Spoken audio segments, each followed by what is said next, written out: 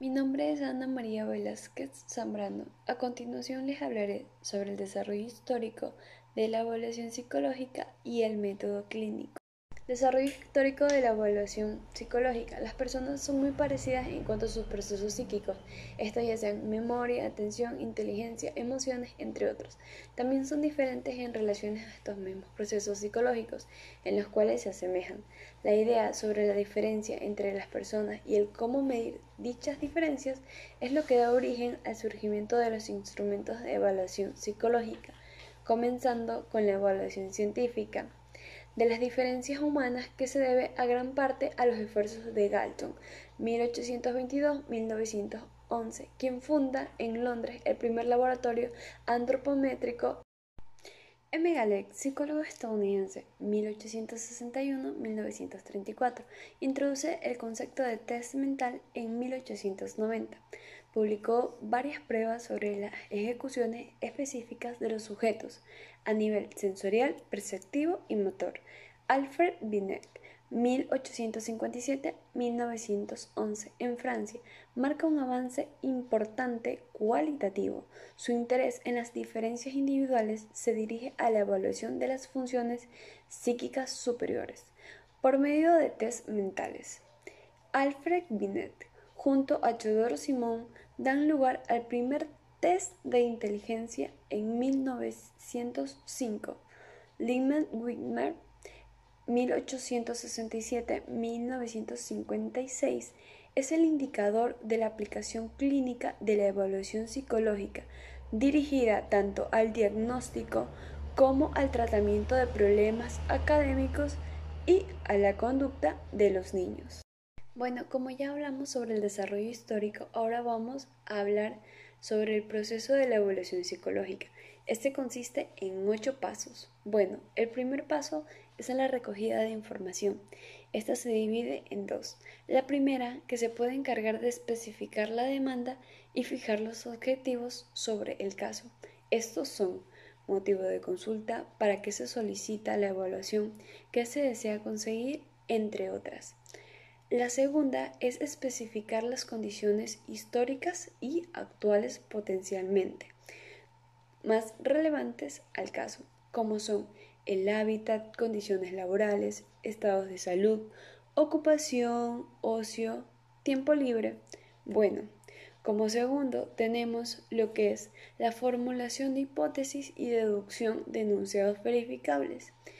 En estos encontramos la cuantificación, la semejanza, la asociación predictiva y la asociación fundamental. Algo muy importante es que, como su nombre lo indica, es la formulación de hipótesis con base a las observaciones realizadas. Bueno, como tercero, tenemos la constatación, que es la de administraciones de test y otras técnicas de evaluación. Bueno, como cuarto paso tenemos la comunicación de resultados, el informe. Este se divide en dos, en operaciones básicas y operaciones aplicadas. Las operaciones básicas consisten en descripción, clasificación y predicción.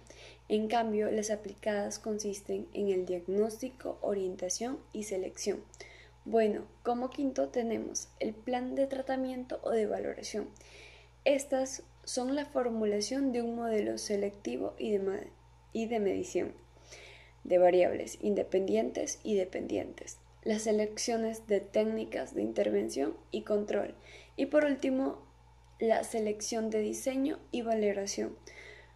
Bueno, como sexto tenemos el tratamiento y la recogida de datos. Como séptimo tenemos lo que es la valoración. Estas se pueden dividir en dos, que son operaciones aplicadas y operaciones básicas. Las operaciones aplicadas consisten en intervención y cambio.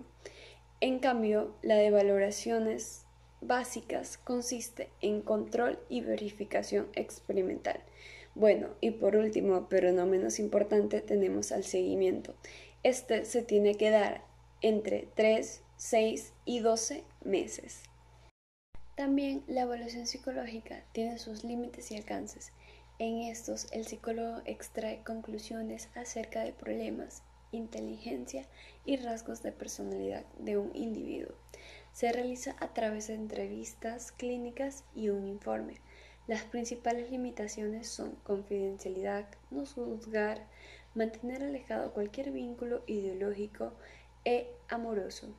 Principales alcances: saber escuchar y comunicarse, intervenir de manera adecuada el manejo del problema, ser empático, conocer los valores, creencias y expectativas, comprobar conductas tanto verbales y no verbales. Debemos tener en cuenta que los límites y alcances dependen de la rama de la psicología que se esté estudiando, ya que no será la misma de una psicología forense a una psicología clínica. Bueno, y como último tema tenemos principios éticos y deontológicos de la evaluación psicológica. Estos enunciados normativos sobre la evaluación psicológica que dan origen a los códigos éticos.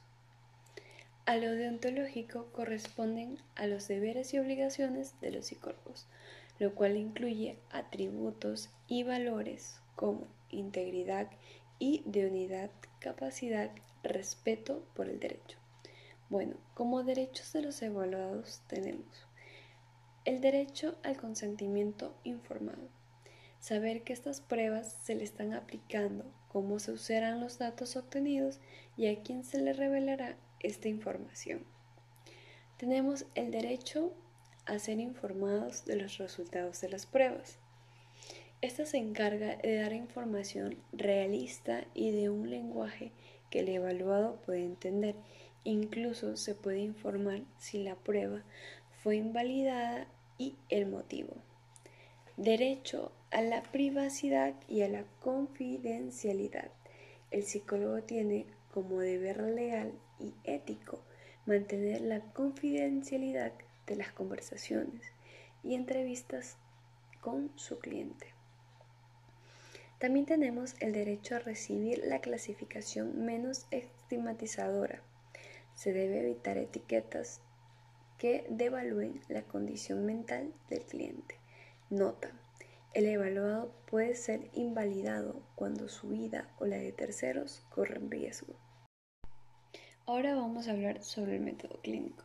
El método clínico es el proceso sistemático por el cual los médicos logran diagnosticar una enfermedad. Tiene que ser información real y tiene que estar bien identificada. El método clínico tiene varias etapas, como son identificación del problema. En esta, el paciente se siente una alteración que le motiva a buscar al médico. 2. Búsqueda de información. Se busca información dirigida y orientada a encontrar datos importantes. Esta información se obtiene de forma sistemática. Como tercera etapa tenemos la formulación de hipótesis. Como su nombre lo indica, se crea una o varias hipótesis para después ser confirmadas o rechazadas. Bueno, como siguiente tenemos la contrastación del diagnóstico. Esta es la etapa que se encarga de rechazar o confirmar la hipótesis, dependiendo de su fundamentación. Como quinto tenemos la exposición de resultados o el diagnóstico definitivo. En este se encargan de dar un resultado de acuerdo con la hipótesis realizada para ayudar al paciente. Caso contrario, la hipótesis sería rechazada y se tiene que volver a comenzar desde un principio. Bueno, ahora continuando con la autobiografía, es una técnica sumamente útil para conocer la historia de la vida del sujeto y desarrollar su personalidad en ella. En esta, el sujeto refleja su pasado, presente y futuro a partir de recuerdos. La autobiografía se clasifica en 5. La primera es de acuerdo al contenido, que se divide en 2, generales y específicas. Las generales son cuando refleja toda su vida del sujeto. En cambio, las específicas es cuando refleja un aspecto particular y específico de aquella. En la segunda tenemos de acuerdo a la forma. Esta también se clasifica en 2, espontánea y dirigida. La espontánea son las que el sujeto elabora su autobiografía sin ninguna guía previa. En cambio, las dirigidas debe seguir una guía elaborada previamente por el examinador. Bueno, ahora tenemos la aplicación. En esta, el sujeto siempre debe estar motivado a querer contar y recordar su historia de vida y debe comprender la importancia. Como tercero tenemos el análisis. Este se divide en extensión. Esta es la brevedad o amplitud del registro. La otra es la profundidad. En ella se ve si el sujeto es superficial o ahonda poco en su vida o si profundiza en sus acciones y emociones. Bueno, también tenemos las comisiones o si omite o olvida hechos personales, cosas importantes. También tenemos el énfasis o comentarios. En esta se destaca la esenciabilidad de alguna situación que le hace recordar. También tenemos lo que es la intervención o fabulación, si refleja hechos no ocurridos, solo para llamar la atención. Y por último tenemos el vocabulario, su nivel, si es amplio y correccionado. Bueno, y como la última etapa de la clasificación tenemos la utilidad de la técnica.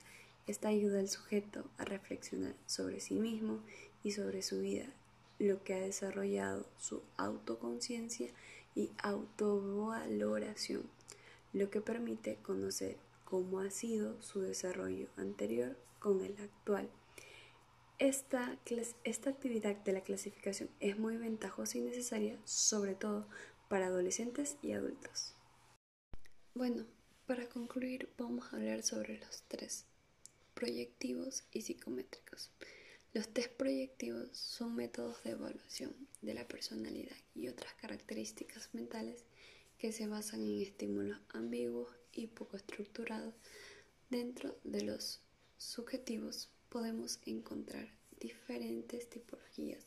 Entre ellas destaca el test estructurales. En ellos el paciente debe dar sentido y organizar un material visual. Por ejemplo, el test de Rorschach. Bueno, ahora tenemos el test expresivo. Se pide al sujeto que dibuje un elemento concreto.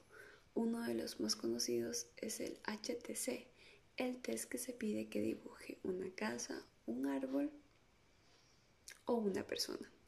Ahora tenemos el test constructivo. Se solicita al individuo que con las piezas que uno le proporciona construya un determinado objeto que uno mismo le diga. Este se llama el test de aldea. Ahora tenemos el test temático. Se pide narrar una historia desde el material presentado en las láminas. El tag o test de apercepción temática suele ser más conocido en la actualidad. Ahora tenemos el test asociativo. En este tipo de test psicológicos proyectivos se plantea al analizador que asocie una palabra, esta ya sea oral o por escrito, dependiendo de la palabra o estímulo que se le proporcione. Este es más conocido como el test de asociación de palabra. Un claro ejemplo de esto es que si yo digo que ustedes me digan lo primero que se les viene a la mente después de que yo les diga una palabra, estamos teniendo claramente un test asociativo. Ahora, por último, tenemos el test refractarios. Este se basa en el análisis de la personalidad a partir de los productos de la actividad del sujeto, como es su escritura. El psicométrico es aquel que está empleado en la medición de características concretas de él, así como por ejemplo las pruebas de inteligencia o actitudes. Se trata uno de los tipos de test psicológicos que se consideran que los individuos van a responder de forma sincera, aplicando para aquellas pruebas no enmascaradas en las que las respuestas son voluntariamente controladas por el sujeto. Cualquier duda de lo que estoy hablando, pues en los comentarios les estaré resolviendo. Muchas gracias y espero les haya gustado.